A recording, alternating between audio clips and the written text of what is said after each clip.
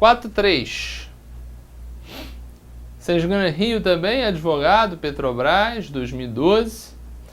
Mais uma vez a gente vai se deparar aqui com o poder de polícia. Então vamos nessa. Qual ato de consentimento de polícia se caracteriza por sua vinculação, de forma que, uma vez atingidos os requisitos previstos em lei, o interessado passa a ter direito subjetivo à sua obtenção? É um tema muito comum em questões de concurso, que são esses atos de consentimento de polícia. Consentimento de polícia é o aval que o Estado dá para que um direito a uma certa atividade seja desenvolvida por uma pessoa, seja física ou jurídica. Tá? O instrumento normalmente é um alvará, uma carteira, enfim. Mas tecnicamente, esses consentimentos eles se apresentam em 3 grupos, que são as licenças, as permissões e as autorizações. Tá? Cada uma com certas características, que vão servir para que o Estado dê o aval necessário para o desenvolvimento de uma atividade ou exercício de um direito por uma parte de uma pessoa. Tá? Qual é a característica da licença? A licença se caracteriza quando, uma vez preenchidos os requisitos exigidos na lei, o Estado ou a administração não pode negar o fornecimento do consentimento. O ato é vinculado. O cara preencheu os requisitos em lei, ele tem o consentimento conferido pela administração responsável pela sua produção. Ok? Então, quando a pessoa preenche os requisitos que estão estabelecidos em lei, é um direito dessa pessoa a obtenção do consentimento, que é a licença. Então, exemplo clássico, Carteira Nacional de Habilitação. Se a pessoa preencheu os requisitos que estão no CTB, passou por todas as provas, a administração não pode falar assim, olha, estamos com um volume muito grande de condutores, esse ano não vai ter carteira para ninguém. Não é possível.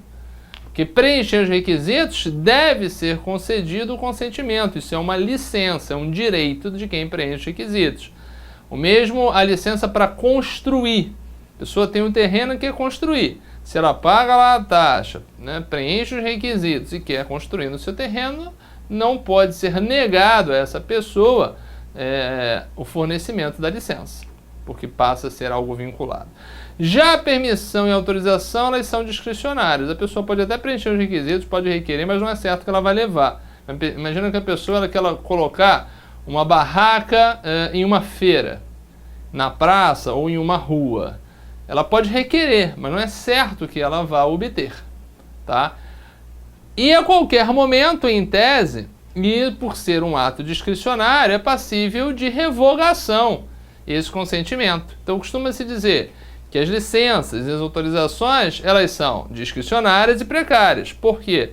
Porque a obtenção não é certa, depende de um critério à luz do interesse público da administração responsável pelo consentimento, pela oferta do consentimento, e mesmo na posse de uma permissão ou de uma autorização, aquela pessoa não tem a certeza de que aquilo ali vai ser mantido, porque a qualquer momento o Estado pode falar, opa, não é mais conveniente, não é mais oportuno, estou revogando a sua permissão, estou revogando a sua autorização.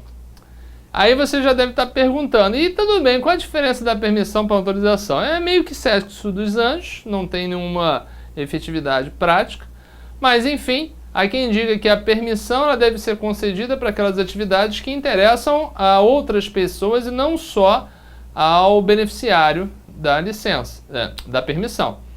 Então, uma feira livre, por exemplo, que interessa a uma coletividade, é interessante que exista aquele comércio. Então, a oferta da permissão ela satisfaz o beneficiário e outras pessoas. Então, seria um caso de permissão. A autorização, não.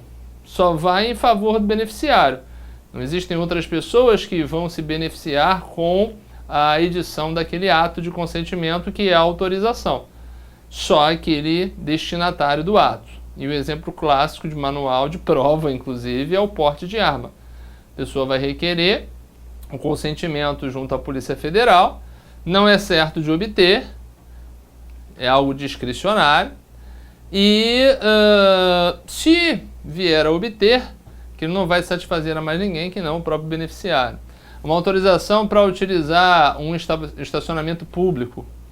Uma autorização para pescar em uma área militar. Só quem vai se beneficiar é o destinatário do ato. Então seria uma autorização e não uma permissão. Há quem diga que quando existe um prazo na permissão, essa pessoa teria direito a uma indenização caso demonstrasse um prejuízo com a revogação. Então seria chamada permissão condicionada. Cara, você tem essa permissão por 1 ano. Se em 6 meses ocorre a revogação, essa pessoa poderia ter direito a uma indenização se demonstrasse prejuízos, porque em regra não existe a indenização, tá? Mas a gente está indo muito além, tá? Analisando novamente qual o ato de consentimento de polícia se caracteriza por sua vinculação, de forma que, uma vez atendidos os requisitos em lei, o interessado passa a ter direito subjetivo à sua obtenção. Concessão não é, concessão é um contrato, envolve serviços públicos. Licença é o nosso gabarito. Licença é o nosso gabarito. Permissão e autorização, a gente já explicou o suficiente para você perceber que não é o caso, porque elas são discricionárias e não vinculadas, tá? E não há um direito subjetivo à sua obtenção. E a adjudicação tem a ver lá com um tema de licitação pública, tá aqui só para encher linguiça. Beleza? Apesar, né, de uma certa maneira, estabelecer uma ordem de preferência nas contratações com a administração. Ok? Então, questão 43, gabarito letra C. Vamos em frente. 4.4.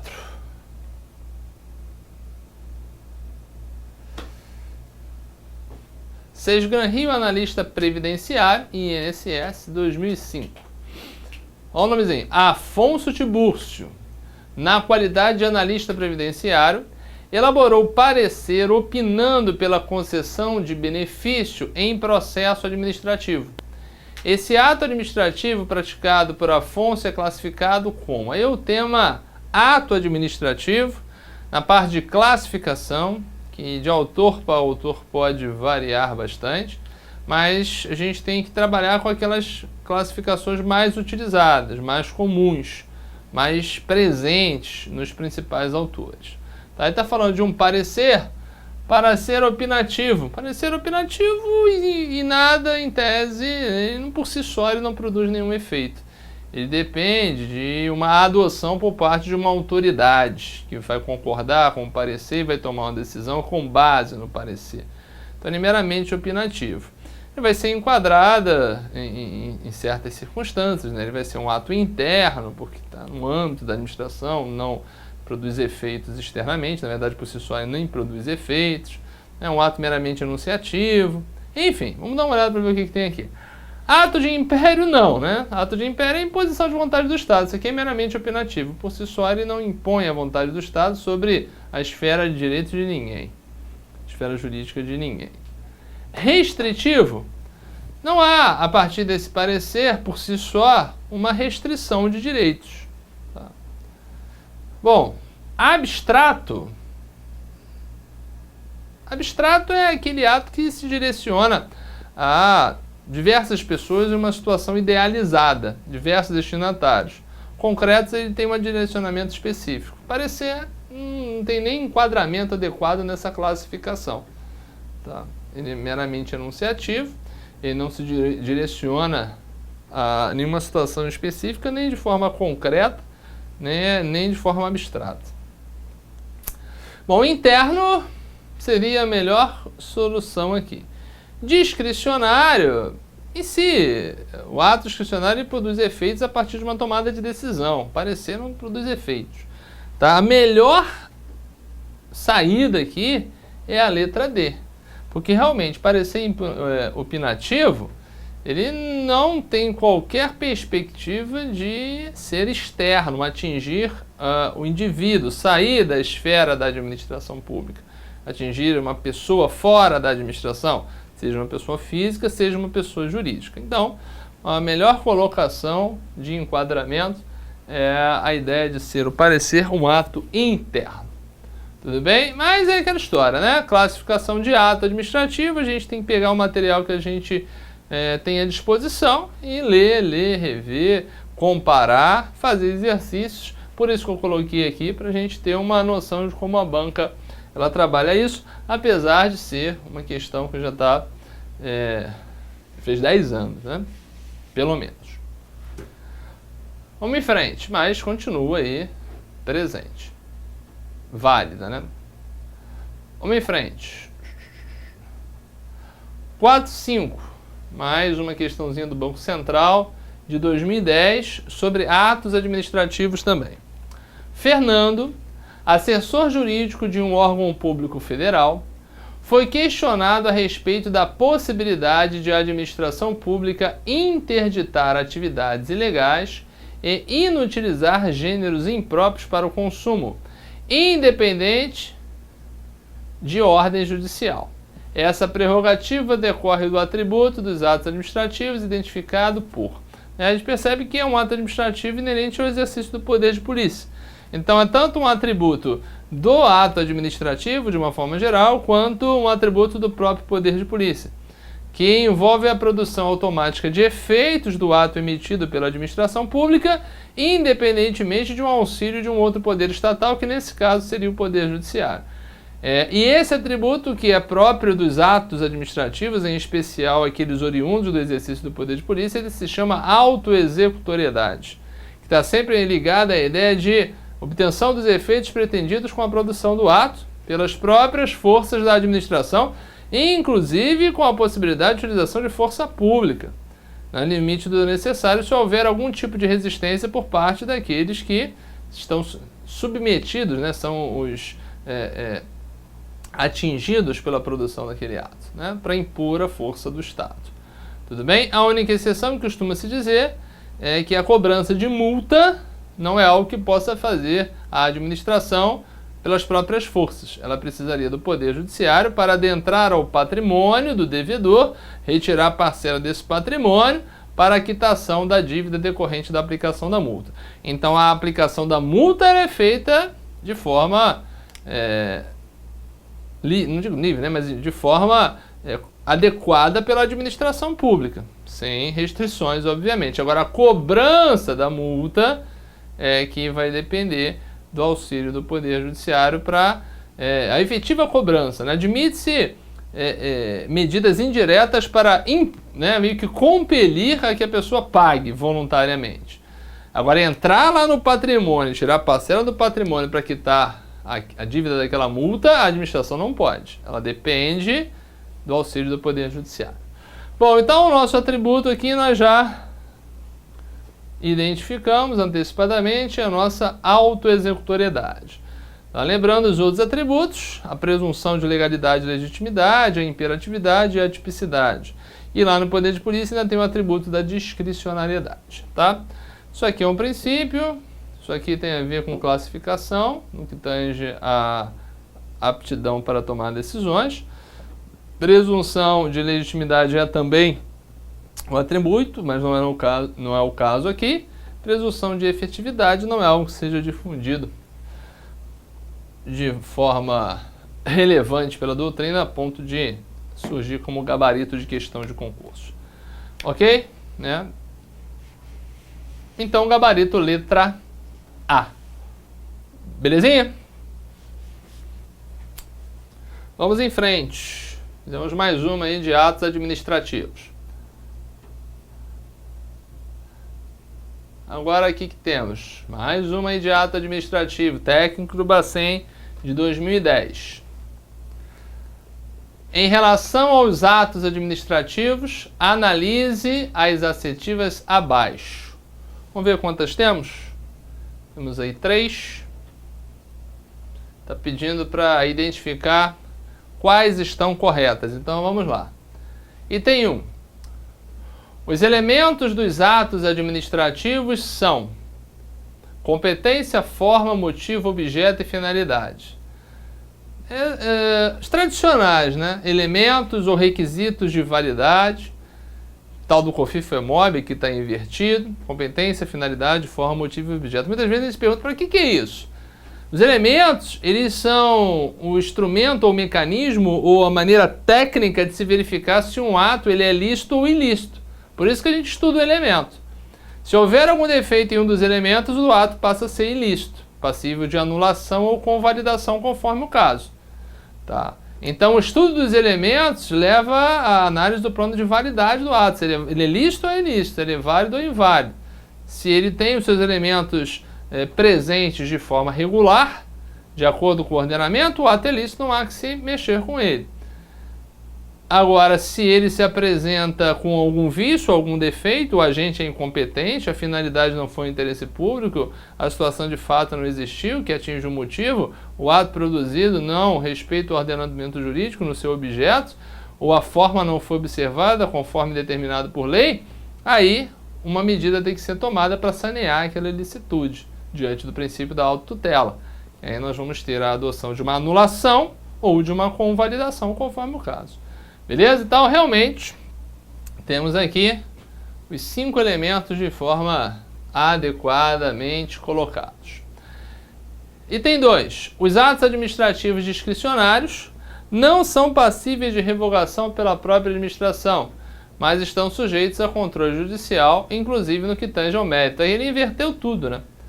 O ato discricionário é aquele que detém um mérito, ou seja, detém um campo decisório a ser desenvolvido por parte do administrador nos limites da lei que lhe deu essa possibilidade de decisão. E a reavaliação dessa decisão pode ser feita a qualquer tempo pela administração, como regra, através do mecanismo da revogação dos atos administrativos, que são legais, porém se tornam inconvenientes e inoportunos. Mas isso só ocorre nos atos discricionários. E só quem pode fazer isso é a própria administração. O Poder Judiciário ele não entra na apreciação de mérito, ou seja, o que é adequado ou o que é inadequado diante das liberdades que o legislador confere ao administrador. Tá? O Poder Judiciário ele vai analisar apenas aspectos de legalidade, se a medida foi lícita ou ilícita. Sendo lícita, não há o Poder Judiciário fazer nada. Se é ilícita, ele reconhece a ilicitude e declara a nulidade do ato. Mas aqui a gente está falando, ou a questão está afirmando, que atos administrativos discricionários não são passíveis de revogação pela própria administração pública, justamente o contrário. É passível de revogação, a gente vai encontrar isso aqui de forma expressa nas leis de processo administrativo, no plano federal, a lei 9784 coloca isso lá no artigo 53, está lá no 53, bonitinho estabelecido, né, a expressão típica do princípio da autotutela. E aqui também está errada a parte final, mas estão sujeitos a controle judicial, inclusive no que tange ao mérito administrativo, não, estão sujeitos a controle judicial, no que tange à legalidade do ato administrativo. Beleza? O termo legalidade a gente tem que trabalhar um aspecto amplo, né? A licitude, a observância do ordenamento jurídico de uma forma geral, incluindo a lei formal, os princípios, a teoria dos motivos determinantes e outros parâmetros que podem ser utilizados, né? Complementando aí a observância das súmulas vinculantes e tal. Bom, então aqui no item 2 está incorreto. 3. O direito da administração pública de anular os atos administrativos de que decorram efeitos favoráveis para seus destinatários, em âmbito federal, decai em 5 anos, contados da data que foram praticados, salvo comprovada má-fé. Aí o indivíduo copiou e colou aqui o artigo 54, que é a decadência administrativa. Ele bota aqui, ó, decai no prazo de 5 anos. Quando nós temos um ato ilícito, a administração, em tese, ela vai anular ou convalidar, mas a decisão de anular com os efeitos respectivos só pode ser tomada até o limite de 5 anos após a produção do ato, se aquele ato garantiu benefícios a pessoas que não estão de má fé. Isso a gente encontra expressamente lá no artigo 55 da 9784 de 99, que é a Lei de Processo Federal. E está sendo bem claro aqui, né? Em âmbito federal. Então, correto aí, nós encontramos o item 2 e o item 3. E o gabarito... 2, 3, não me enrola. 1 e 3, senão eu fico sem gabarito. 1 e 3. E o gabarito é a letra C de casa. Beleza? Tranquilo? Lembrando aí, qualquer dúvida que você tenha, pode aí me abordar lá pelo nosso Facebook. Às vezes eu demoro um pouquinho, mas eu procuro sempre responder, em especial aqueles que estão aí em vias de realizar uma prova de concurso público. Tudo bem? Então, Então, fechamos mais uma questão. Vamos em frente.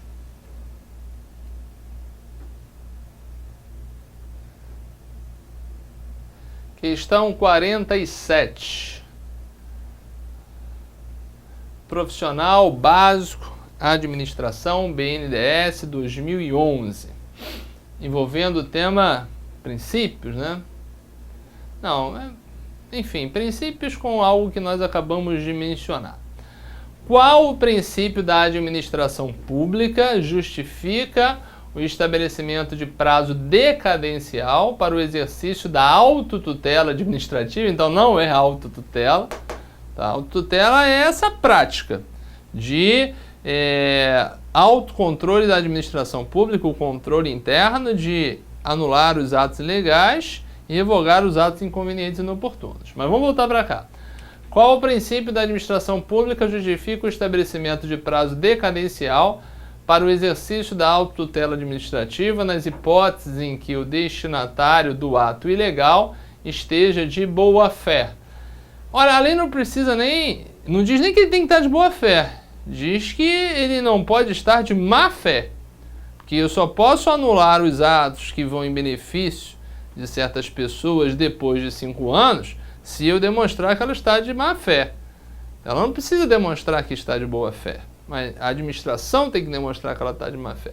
Mas, enfim, né, por exemplo, alguém equivocadamente foi nomeado para um cargo público em um problema lá na contabilidade, na hora da apuração dos resultados. Se essa pessoa entra e fica mais de 5 anos, ela não precisa provar que estava de boa fé. A administração tem que provar que ela estava de má fé, que ela fraudou o concurso. Que isso foi um problema interno ali, ela estando, né, ela não precisa provar que está de boa fé. A situação ela se aperfeiçoa pela chamada convalidação tácita, ou implícita, ou involuntária, e a pessoa tem a sua situação regularizada, aperfeiçoada. Agora, se a administração conseguir comprovar que ela está de má fé, aí que ela vai anular os atos depois do prazo lá decadencial de 5 anos, demonstrando, por exemplo, que aquela pessoa fraudou o concurso.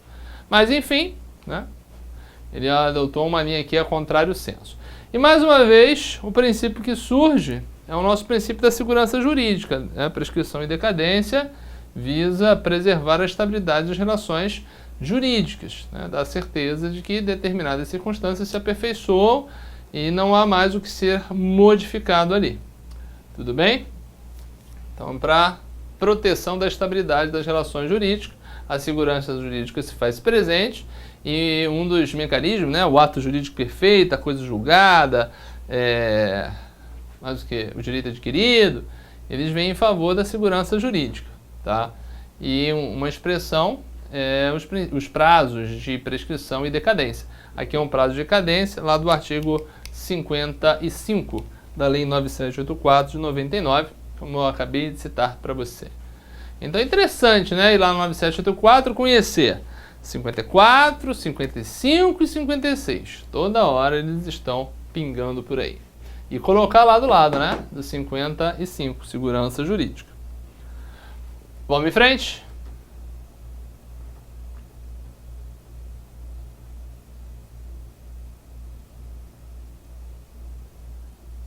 Olha ela aí, 9784 de 99. Sejam Rio, analista administrativo, ANP 2008.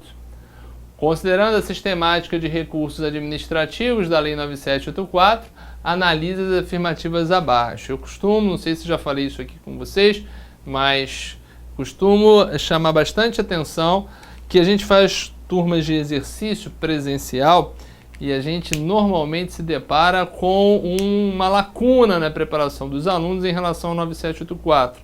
Não conhecem bem os seus dispositivos. Estudam bem o 8.112, Constituição, enfim, mas na hora de estudar processo, acha que sai, né? Sai na urina. Não sai, tem que conhecer o texto para fazer a diferença. E você vai perceber aqui comigo que questões do 9784 só são respondidas se você conhecer o texto. Não é uma lei grande, não cria bloqueio, vai lá para a lei, faz a leitura, uma leitura que seja eficiente, não é aquela leitura autômata. Ah, como é uma leitura eficiente, professor? Depende muito de você, mas eu particularmente, eu isolava os artigos, fazia uma perguntinha sobre um ou outro, tinha a minha lei ali, que era a minha base, né, o meu alicerce, que toda vez que uma questão falava sobre a lei, eu ia identificar o artigo, o dispositivo, e marcava lá como um dispositivo que é cobrado. Depois de um tempo a gente tinha um mapa da lei, ou seja, isso aqui cai muito, isso aqui nunca caiu. Então isso aqui eu tenho que saber, mas se eu souber isso aqui, seria interessante que se caiu vai fazer a diferença. Agora isso aqui eu tenho que saber, porque todo mundo vai saber, então não tem como não saber isso aqui. Ou seja, de tanto você marcar os dispositivos da lei que são exigidos nas questões. Aí a gente vai trazer para vocês aí alguns dispositivos para resolver essas questões. Então vamos lá. Considerando a sistemática de recursos administrativos da Lei 9784/99, analise as afirmativas abaixo. Item 1.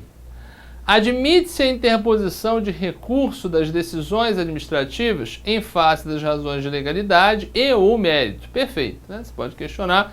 O superior ele vai analisar o aspecto de legalidade e de mérito da decisão que está sendo impugnada. Contudo, a apreciação do recurso fica condicionada em regra ao pagamento de caução. Aí não, né?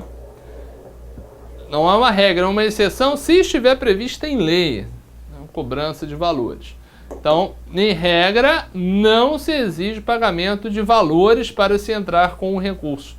E essa exigência administrativa iria ferir, inclusive, a ampla defesa. As leis normalmente não estabelecem também essa exigência. 9784 não o faz. Então, você anota aí o artigo 56. Você vai perceber que isso aqui está errado. Tá? Deixa eu subir aqui e ver se a gente consegue colocar todas aqui. Então, aqui, ó, furada. 2. Os recursos administrativos não serão conhecidos quando interpostos fora do prazo, perante o órgão incompetente. O prazo é o prazo de 10 dias, tá? Que se tem. Perante o órgão incompetente, por quem não seja legitimado, ou após exaurida a esfera administrativa. Bom, isso aí, esse item, ele foi montado em cima do artigo 63 da 9784, mas ele envolve diversos outros dispositivos, né? Mas em si, o 63 foi utilizado aqui. Isso aqui está correto. O que é não conhecer o recurso? É não olhar nem o que o cara escreveu. Fala, olha só, você perdeu o prazo, não quero nem saber o que você escreveu. Eu não sou competente, eu não vou nem ver o que você escreveu, não tenho competência para decidir isso, né? Toma aí de volta. Nesse caso da incompetência, a autoridade ela tem que identificar a autoridade competente para o impugnante e o prazo volta a contar do zero. São os 10 dias. Ou então, olha só, já esgotou a instância administrativa. São 3 instâncias administrativas. Você está indo pela 4ª vez apresentar o recurso, já fez a chamada coisa julgada administrativa. Acabou, não tem mais recurso. Não vou nem olhar o que você escreveu. E você não é legitimado, você não tem interesse no que está sendo decidido aqui, você não vai ser afetado, então você não pode participar. Tem lá o artigo que define os legitimados, e quem não for legitimado, eventualmente apresenta recurso, vai ter esse recurso simplesmente não conhecido. Não vou nem olhar, a autoridade nem olha o que o indivíduo escreveu. Só devemos tomar um cuidado pelo seguinte, apesar do recurso não ser conhecido, uma informação que chame a atenção da autoridade no contexto daquela impugnação, daquela petição de uma forma geral, pode servir para uma atuação de ofício da administração. Não quero saber do recurso, mas você está me trazendo aqui uma informação interessante que me faz perceber que existem irregularidades que eu devo sanar. Então, de ofício, em função do princípio da autotutela, a administração tomou conhecimento de uma ilicitude. Então, de ofício, ela tem que adotar providências para sanear aquela ilicitude. Então, cuidado lá com o artigo 63 da 9784, vale bastante a pena conhecê-lo bem. 3. Não se admite no processo administrativo a reformácio impégios, ou seja, a modificação total ou parcial da decisão recorrida de forma prejudicial ao recorrente. Isso aqui leva muita gente a erro. Tá? Por quê? Porque isso aí, na verdade, isso está errado. Por que está errado? Porque no âmbito do processo, onde nós temos a fase inicial e a fase de recurso. Se você estudou comigo o processo administrativo, você sabe muito bem disso. É possível que a autoridade que julga o recurso, que é um superior hierárquico daquele que tomou a decisão, faça qualquer coisa com aquela decisão, em respeito ao princípio da hierarquia e da autotutela, inclusive agravando. E esse agravamento tem como único requisito a informação ao impugnante do recurso de que a coisa dele pode piorar. Seria melhor que ele nem apresentasse o recurso, que uma multa de X pode virar multa de 2X. Uma suspensão de Y pode virar uma suspensão de 3Y. Tá? Então, dentro do mesmo processo, é possível o agravamento de uma eventual sanção aplicada, mesmo se o recurso tiver sido apresentado apenas por aquele que se vê prejudicado com a punição aplicada. Então, ele recorre e pode levar a uma punição maior. Isso é possível. Não se admite a reformar-se impédios, aí é lá no 65, não se admite a reformar-se impédios na revisão, que é outro processo, instaurado em um momento futuro para discutir a inadequação de uma punição diante de circunstâncias e novas provas que surgem. E aí você instaura um processo autônomo, desarquiva aquele, apensa e vai ser feita uma nova análise. Aí, nesse caso, não se admite a chamada reformar-se impédio. Agora, decisão recorrida, na decisão do recurso é possível agravar sim. Eu peço que você verifique isso aí no artigo 64. Então aqui, ó, equivocado. 4. Salvo disposição legal específica, é de 10 dias o prazo para interposição de recurso administrativo, contados a partir da ciência ou da divulgação oficial da decisão recorrida. Então é o prazo para apresentação do recurso. Tá? E é justamente este o prazo, é o prazo de 10 dias, né, que você vai encontrar lá no artigo 59. Dá uma olhadinha lá no artigo 59 e você vai encontrar isso aí. E marca esses artigos para nunca se esquecer de que eles caem. E isso aqui, tem certeza, incomoda bastante e faz diferença na prova. Ok? Então, certo, aí nós temos o 2 e o 4. E o gabarito, então, vai ficar aqui na nossa letra C de casa. Tudo bem? Questãozinha boa para fazer uma diferença na prova. Beleza? Questão de processo. E envolve a parte de recurso, né, de uma forma geral. Vamos em frente, 49.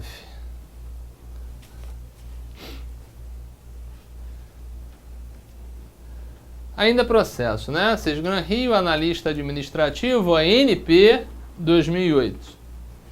Celso Antônio Bandeira de Mello define o processo administrativo como uma sucessão itinerária e encadeada de atos administrativos que tendem todos a um resultado final e conclusivo. Ah, legal, né? Bom para ele. Isso aqui é para assustar o candidato. Mas eu nunca li Celso Antônio, nem precisava. Tá? E aí você tem que ficar atento, né? A banca, ela quer desestabilizar o candidato. Em vários momentos. Ela vai jogar uma questão muito difícil no início da prova, para você já ficar desesperado. Ela vai botar uma questão que um professor demoraria, a questão é de exata, né? Um professor demoraria meia hora para fazer, um candidato, então, ia ficar ali ruminando. Você tem que ter, né, as malandragens, né, a percepção de que aquilo estaria para te enrolar, para fazer você perder tempo, para te desestabilizar. Não caia nessa. Citação de autor, legal, o Celso Antônio entende. É realmente um autor aí de renome, talvez um principal atual. Interessante o que ele falou. Mas a gente vai ver que não precisava ler Celso Antônio para responder a questão. Beleza? Então isso aí é feito para desestabilizar. As regras fundamentais do processo administrativo, voltando para cá, foram previstas no texto constitucional. Porém, só em 99 foi editada a Lei 9784, que regulou o processo administrativo federal, no âmbito federal.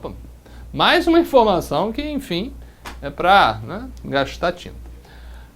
Nesse contexto, está em desacordo com as regras do processo administrativo previsto em 9784 a afirmação de que, vamos lá. Letra A.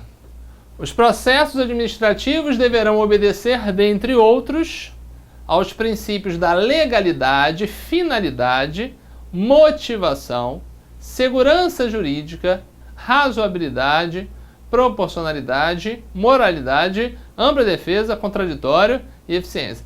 O que o cara fez aqui? Copiou e colou o artigo 2º, que traz 11 princípios. Professor, como é que eu vou decorar esses princípios? Ó, na aula teórica eu boto lá o esqueminha de como decorar isso. Mas, enfim, eu, quando decorei como candidato, não como professor, o professor é mais erudito, mas como candidato, eu montei um time de futebol com esses 11 aí. Para mim, legalidade, finalidade, na lateral, ampla defesa, olha a zaga, ampla defesa, segurança jurídica. Finalidade do outro lado. Então, legalidade, finalidade, moralidade, ampla defesa e segurança jurídica. Cabeça de área, né? Volantes ali, contraditório e motivação, né? Pessoal bem aguerrido. Meio campo, flexibilidade na brincadeira. Então, proporcionalidade e razoabilidade, né? Vamos distribuir o jogo, vamos avançar e tal. Conduzir o ataque. E no ataque, eficiência, tem que ter um ataque eficiente, e o interesse público, né? O centroavante lá, né? Interessado em fazer lá os gols. Enfim, professor não gosta de futebol. Isso aí para mim não interessa, não tem a menor aplicação. Enfim, faz o seguinte, grave aqueles que são constitucionais e não estão lá. Impessoalidade, publicidade, além de uma tal de oficialidade, que é típico do processo administrativo, a verdade material e a indisponibilidade do interesse público. Tá? Essas três aí, e a supremacia do interesse público também. Então, gravando esses 6... que não estão, o restante em tese está. Tá? E importante saber não só os princípios, como também os critérios que acabam sendo definições desses princípios. Estão logo abaixo no artigo 2º. Então, analise lá os critérios, a gente faz isso na aula teórica, mas analise lá esses critérios e faça um link do princípio com o critério, um critério. Normalmente é uma definição que as bancas às vezes utilizam para um princípio, o critério que está logo embaixo, diretamente relacionado com esse princípio. Tudo bem?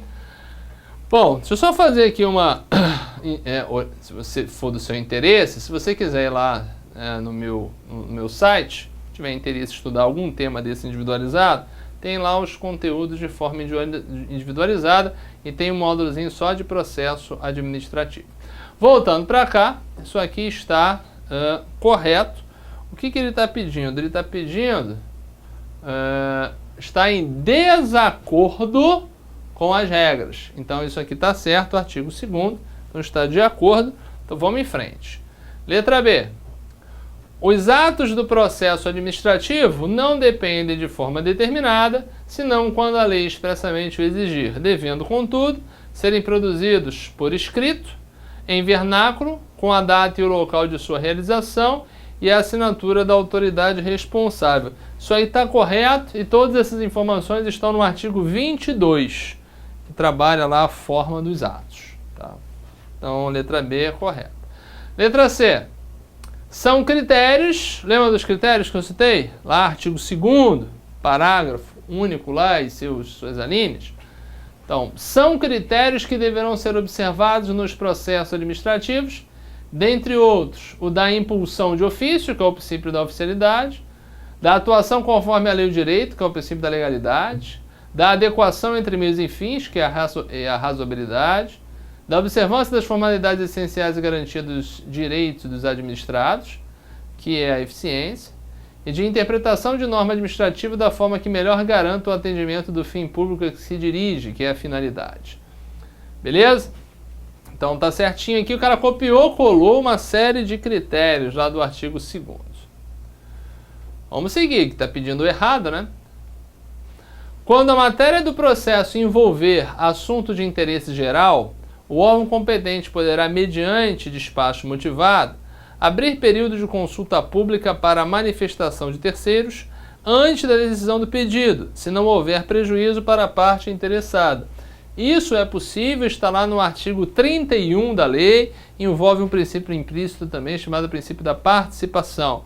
Sempre que houver um interesse geral, um interesse coletivo envolvido na decisão da administração pública, é interessante que se dê a oportunidade daqueles atingidos, de alguma maneira pela decisão, eles possam participar. E os demais interessados também, participar da tomada de decisão. Então, letra D está certa. Então, errado tem que estar a letra E. Tá assim. No caso de interessados determinados, conhecidos e com domicílio sabido, a intimação dos atos processuais poderá ser efetuada por ciência no processo, por via postal, com aviso de recebimento, por telegrama, por publicação oficial, por edital ou ainda por outro meio que assegure a certeza da ciência do interessado. O erro, questãozinha maldita, né? O erro está aqui. A intimação, que é o meio de comunicação previsto na lei para a administração informar aos interessados naquilo que está sendo produzido no processo, está lá no artigo 26. O termo é intimação. Tá? Agora, a intimação por edital, ela só é aplicada quando o interessado ele está em local indeterminado, desconhecido, não sabido. Aí vai publicar lá em Diário Oficial um edital de intimação para regularizar a ampla defesa e o contraditório no âmbito do processo. De uma certa maneira, tornar público algo que não se consegue informar diretamente ao interessado. Então, o erro está aqui na letra E e você vai anotar aí o artigo 26, parágrafo 4º dessa lei. E é uma questão difícil. Uma questão difícil. Se a gente conseguir acertar uma dessa na prova, vai fazer a diferença. Beleza? Tranquilo então, vamos em frente. Questão 50. Vamos entrar aqui na parte de licitação, uma questão aí bem atual. Advogado da Petrobras 2015, uma ótima questão também. Com certeza definiu alguma coisa na prova, porque exigiu informações sobre licitação que não são assim muito difundidas. Então lá no artigo 109, cuida do aspecto recursal. Então vamos lá, questão 50. As empresas WW, YY, NN e KK apresentam-se para submissão a certame perante Sociedade de Economia Mista. Todas são habilitadas por apresentarem os documentos hábeis. Tudo bem. Após o julgamento, é considerada vencedora a empresa KK. E resignada, a empresa YY apresenta recurso administrativo nos termos da Lei Geral de Licitações. Bom, o recurso no que tange a licitações e contratos administrativos, pela Lei 8.666, tem os seus trâmites estabelecidos no artigo 109. Então você tem que conhecer bem lá o artigo 109. Uma vez apresentado o recurso administrativo por parte de uma empresa em relação à declaração, normalmente é de julgamento das propostas e declaração do vencedor, é uma decisão que é adotada no mesmo momento. Há um recurso que tem que ser apresentado no prazo de 5 dias úteis a contar, né, da publicação lá em Diário Oficial. E, como consequência, a apresentação do recurso vai determinar que os demais licitantes sejam intimados para a apresentação de contra-razões, para discutir as razões do recurso que foi apresentado, caso seja do seu interesse. Eles não estão obrigados. Mas, por exemplo, a KK, ela vai querer apresentar contra-razões para derrubar as argumentações em sede recursal apresentadas pela YY, tá? Então, vamos dar uma olhadinha aqui nas consequências. Nos termos da Lei Geral de Licitações, letra A, recurso apresentado não impede a formalização do contrato. Impede sim, porque ele tem efeito suspensivo expresso na lei. Recurso contra julgamento de proposta e habilitação tem lá o efeito suspensivo, ou seja, a licitação ela para até que o recurso seja julgado. Então está fora a letra A. B. Prazo para interposição do recurso tem início na data da intimação pessoal da licitante? Não. Tem início com a publicação em e-mail oficial da decisão, em Diário Oficial, salvo se todas as empresas participantes estejam presentes e todas assinem ciência na ata respectiva. Tá? São as duas hipóteses de início de contagem de prazo recursal, que é um prazo de 5 dias úteis e que normalmente se inicia com a publicação em âmbito oficial, em diário oficial. C. Julgamento do recurso deve ocorrer no prazo máximo de 30 dias? Não. Depois de todo esse trâmite, né, de contrarrazões, que eu acabei já citando para você, o prazo é de 5 dias úteis. Então tem um prazo específico. Lá na lei de processo administrativo, o prazo é de 30 dias para tomada de decisões de uma forma geral. Mas há uma ressalva lá do 69 da 9784 que indica que a lei de processo é aplicada de forma subsidiária àqueles procedimentos que têm legislação específica, como é o caso da licitação. Então, só nas lacunas da Lei 8.666 que vai se aplicar 9784 no processo licitatório. Isso está na 69, do artigo 69 da 9784 de 99. E há um prazo específico lá no 109, não lembro exatamente o parágrafo, para a tomada de decisão, que também é de 5 dias úteis, por parte da autoridade competente para julgar o recurso. Então não é 30 dias. Então, letra C, errado. 30 dias é o prazo tradicional da 9784. D. Licitante vencedor e os demais participantes devem ser comunicados para apresentar a impugnação. Isso se chama contra-razões. É isso aqui mesmo. Tá? Apresentou o recurso, abre-se prazo, notifica-se, abrindo prazo também de 5 dias úteis para a apresentação de contra-razões. Lembrando que no pregão os prazos são diferentes. Os prazos são diferentes, lá são 3 dias. Letra E, segundo o colocado, deve ser convocado para firmar o contrato. Aí não tem nem o que falar sobre isso, tá? Beleza? Então, gabarito aqui, letra D. Estuda, então, o artigo 109, ficou com dúvida, você pode mencionar lá para que a gente faça as devidas correções e considerações pertinentes. Tudo bem? Fechamos aqui a questão 50.